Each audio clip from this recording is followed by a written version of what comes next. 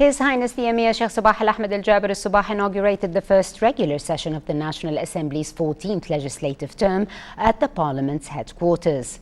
The session was held following the issuance of an Amiri Decree that called upon the newly elected members of Parliament to hold their first session on August the 6th, 2013. Sarah Faris Globe has more details on the inauguration in this report. His Highness the Amir Sheikh Al-Ahmad Al-Sabah inaugurated the first regular session of the National Assembly's 14th legislative term at 10:30 a.m. today. His Highness the Amir's motorcade arrived at the National Assembly premises this morning, where he was greeted by the reception committee, headed by the senior of the MPs, Hamad Saif Al-Harshani. Then the national anthem was performed.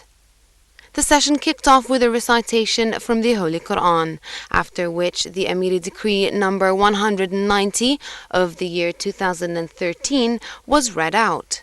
In the decree, which was issued earlier this week, His Highness the Amir called on the Parliament to convene its first regular session for the 14th legislative term on the 6th of August 2013.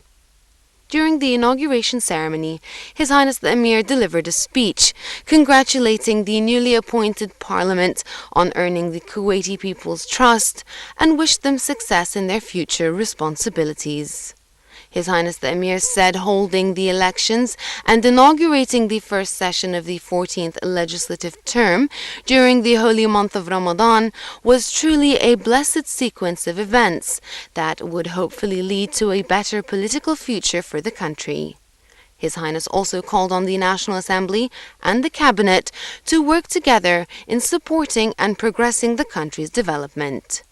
His Highness the Amir also urged Kuwait's citizens to safeguard their democracy and not allow others to interfere in their matters, adding that Kuwait should not be a field where the disputes of nations would create schism amongst the components of society. Furthermore, His Highness the Amir called on Kuwaitis to reinforce their national unity, especially at a time when countries to the east and to the west were engulfed in war and strife. His Highness Sheikh Sabah noted that all obstacles should be tackled through mutual cooperation between the Parliament and the Cabinet, and affirmed that Kuwait was in need of every sincere effort and resource and cannot afford to waste valuable time on issues of disputes. Elaborating further, His Highness the Amir reiterated that it was vital to focus on the country's development, and to do so, the government should work on measures that better serve the citizens through reassigning its performance and seeking cooperation from the private sector to achieve Kuwait's development goals.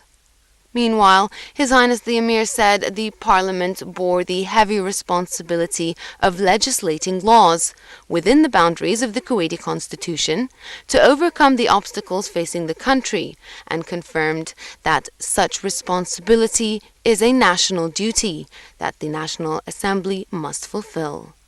His Highness the Amir went on to say that in recent instances, the law had been positively implemented in several state sectors and departments, leading to fruitful results and high appraisal from citizens. Moving on, His Highness Sheikh Sabah said the establishment of the Anti-Corruption Authority was part of the nation's efforts to tackle Kuwait's problems, and insisted that combating corruption was a national obligation that should involve all the citizens alike. Finally, His Highness the Amir expressed hope that Kuwait's citizens would work together to build a better future for everyone. The senior of the MPs, Hamad Saif Al-Harshani, then addressed the Parliament, primarily expressing gratitude and appreciation to His Highness the Amir for attending and inaugurating the opening ceremony of the National Assembly's 14th legislative term. He then wished His Highness the Amir and His Highness the Crown Prince Sheikh Al-Ahmad Al-Sabah good health, prosperity and well-being. Al-Harshani also congratulated His Highness the Prime Minister, Sheikh Jabir al-Mubarak al-Hamad al-Sabah, and the members of the government on gaining His Highness the Amir's trust, wishing them the best of luck in performing their duties. He indicated that this parliament was the fruit of independent and fair elections, which were conducted under full judicial supervision and close follow-up by local and international civil society organizations. The senior MP also pointed out that the new MPs represented various ethnical backgrounds of the Kuwaiti society, and this was the outcome of an electoral system that has proved its integrity and ability to overcome many negativities that have arisen from previous electoral systems.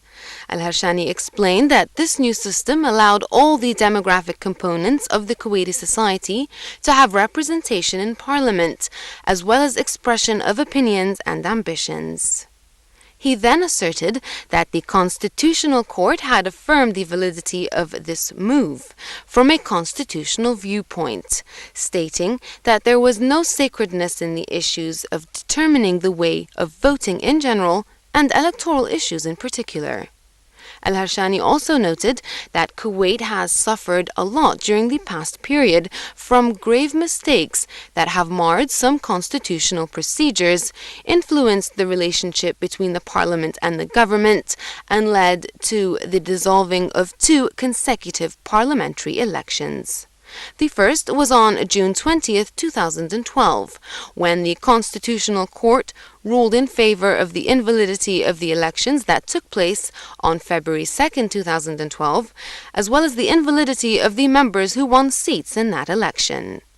In the same context, and less than a year later, the court ruled in favor of the invalidity of the elections that took place on December 1st, 2012, as well as the invalidity of the chosen members of parliament. He said that this had led to errors that negatively affected the legislative process and obstructed the necessary and urgent interests of Kuwait citizens.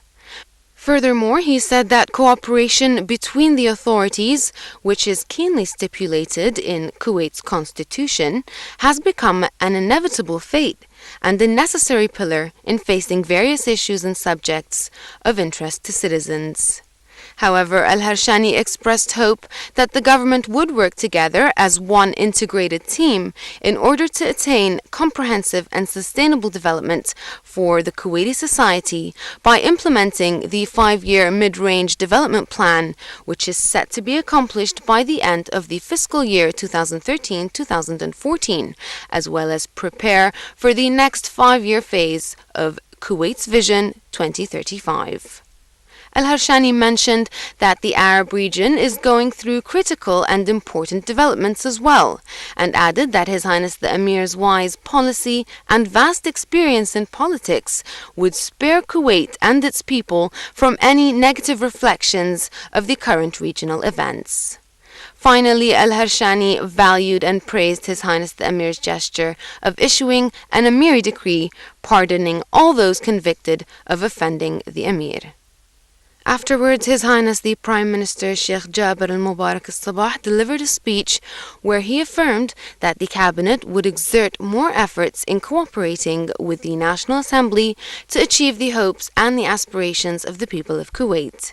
His Highness Sheikh Jabir al-Mubarak also expressed pleasure over the inauguration of the first regular session of the National Assembly's 14th legislative term and congratulated the members of Parliament, wishing them success in embodying the aspirations of the Kuwaiti people in facing challenges and accelerating the process of reform and development. Also, during the opening of the first session of the 14th legislative term, His Highness the Prime Minister said that this day represented a new stage in the path of national work, and he looked forward to employing his previous experiences in tackling the future challenges. His Highness the Premier noted that His Highness the Amir's speech reflected a leader's true sentiments towards his nation and its people, and acknowledged that the road to development requires strong will and determination to overcome all obstacles and problems. His Highness the Premier said the cabinet would operate in accordance with the Constitution and within the frameworks of democracy to achieve the aspirations of citizens, and stressed that this goal would be attained through the Parliament's positive involvement. In this regard, His Highness Sheikh Jabir al-Mubarak said the cabinet will submit its agenda to the National Assembly in accordance with Article number 98 of the Kuwaiti Constitution, and affirmed that the government had worked on a realistic agenda that would set a clear roadmap for cabinet-parliament cooperation. His Highness the Prime Minister also underlined that the agenda would focus on reforming and developing the state's administrative apparatus in an effort to push forward the wheel of development in Kuwait, and it would also include cooperation with the private sector. Concluding, His Highness Sheikh Jabir al-Mubarak affirmed that there was no time for disputes and quarrels over issues that hamper the country's progress, and assured that Kuwait would head in the right direction through mutual efforts from both the legislative and executive authorities. Later, the session was adjourned, and then His Highness the Amir left the National Assembly premises. This is Sarah Glubb reporting for English News.